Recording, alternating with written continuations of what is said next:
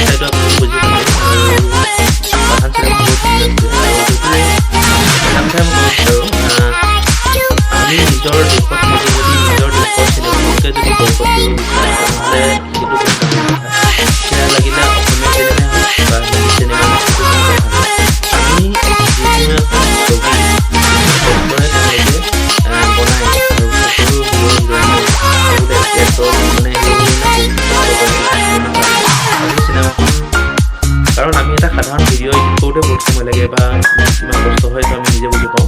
সেইকাৰণে এখন ছবি নিৰ্মাণ কৰোঁতেও যিমানখিনি কষ্ট হয় সেই এক্টৰখিনিও কষ্টৰ ফলতহে এখন চিনেমা সম্পূৰ্ণকৈ হয়। সেইকাৰণে সেইখন মানে কোনো বয়কটৰ কথা নাহে। আৰু পাঠান চিনেমাখন বহুত ধুনীয়া হৈছে আৰু বহুত মানে যিখিনি ভাবি আছিলোঁ কেনেকুৱা হ'ব সেইখনৰ তাৰ মানে বহুত ধুনীয়া হৈছে, মই সেইটোৱে ক'ব বিচাৰোঁ। আৰু সকলোৱে নিজেই বহুত ভিডিঅ'টো আহিছেই, দেখিছেই, বহুত ভাল হৈছে চিনেমাখন। আৰু আপোনালোকেও আশা কৰিলোঁ। আৰু লগতে এতিয়া আমাৰ জুবিন দাৰ এখন চিনেমা আহি আছে ডক্টৰ বেজবৰুৱা, সেই চিনেমাখনো ধুনীয়া হ'ব বুলি আশা কৰিলোঁ।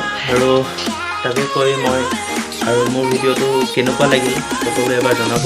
আৰু যিখিনি পাৰিলোঁ পাঠানৰ ৰিভিউ দিলোঁ আৰু কমেণ্টখিনি যোনে যোনে দিলে সকলো দেখুৱাওক ভিডিঅ'টো সম্পূৰ্ণকৈ চোৱাৰ বাবে আপোনালোক সকলোকে মই ধন্যবাদ জনালোঁ আৰু নতুন নতুন ভিডিঅ' পাই থাকিবলৈ আপোনালোকে মোৰ চেনেলটো ছাবস্ক্ৰাইব কৰি থ'ব যাতে মই মোৰ ভিডিঅ' ন'টিফিকেশ্যন পাই থাকে আৰু লগতে বেল আইকনটো প্ৰেছ কৰিব